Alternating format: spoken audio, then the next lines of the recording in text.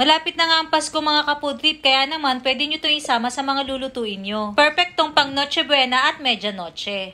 Tara, luto tayo ng easy mac and cheese. Gina yan! Sarap!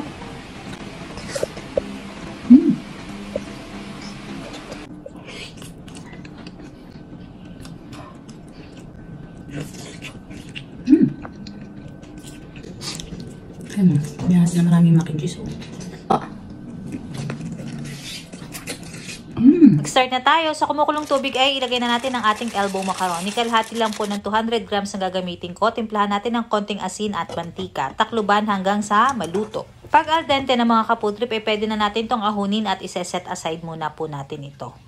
Next, sa isang pan ay ilagay na po natin ang ating bacon. Hindi na po tayo maglalagay ng mantika kasi magmamantika na yan ang kanya. Pag luto na yung isang part, baliktarin nyo para yung isang part naman yung maluto. Pag golden brown ng mga kaputri, pwede na nating ahunin at iset aside. Mamaya ay gugupit-gupitin natin yan into bits. Sa isa pang separate pan ay maglagay na tayo ng ating butter. Haluin lang natin to hanggang mag-melt and maglagay na tayo ng 2 tablespoon ng flour. Haluin lang natin to mabuti. Pwede na tayo maglagay ng maliit na evap milk. And then, naglalagay din po ako ng konting all-purpose cream para mas masarap at creamy.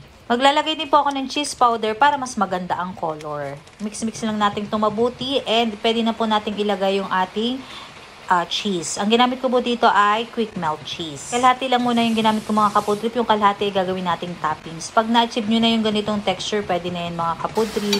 Ilipat na natin sa isang magandang lagayan ng ating macaroni kasi i-oven ko po ito. Kung wala naman kayong oven, pwede din po yan sa microwave or kawali lang. Then, i-mix na po natin yung nagawa nating sauce. Pagkatapos, ay haluin na nating mabuti ang ating sauce sa ating macaroni. Pag well-coated ng ating macaroni mga kaputri, pwede na po nating ilagay sa ibabaw yung natira pa natin kaninang shredded cheese. Scatter lang natin yung mabuti sa ating lagayan. At mas maganda kung meron po kayong mozzarella cheese para naman mamaya may cheese pool tayo. Dahil nga mac and cheese to, mas maraming cheese, mas masarap. Ilagay na rin po natin yung bacon natin as topping. So, kinat ko na po to into bits. At mas maganda rin po kung lalagyan nyo yan ng parsley. At then mga ka-food trip, tapos na nga po yan. Ilalagay lang natin yan sa oven for 5 minutes. Bake natin for 5 minutes. Pwede din po sa air fryer kung gusto nyo. At tada! Luto na ang ating mac and cheese. Ano pa hinihintay nyo mga ka-food trip? Tikiman time. Perfect talaga to pang handaan. Or kahit walang okasyon mga ka-food trip, ipagluto nyo lang yung mga kids nyo nito. For sure, mai-enjoy nila ito. Creamy, cheesy, at masarap. So ano pa hinihintay nyo mga ka-food trip? Tara, samahan nyo akong kumain. Kain po tayo! Muna natin habang mainit po mga ka-food trip. Kain po.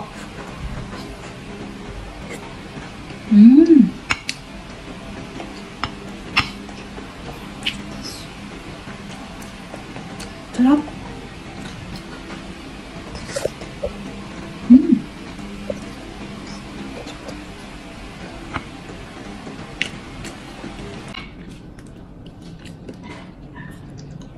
Sarap niya mga ka-food trip.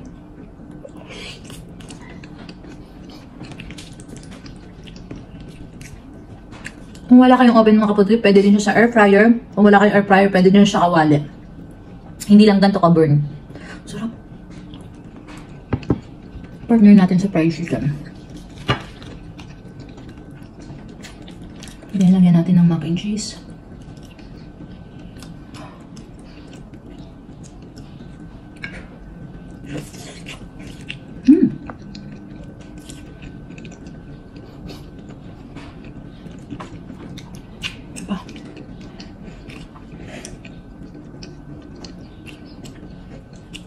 Mac and cheese sa ating chicken. Sarap.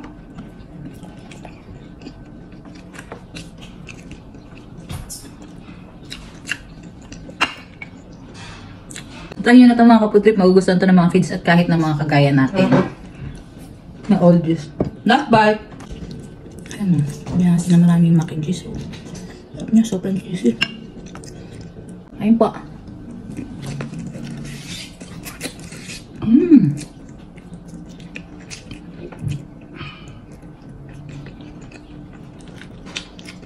Luto na rin kayo mga ka-food trip. Thanks for watching. Bye!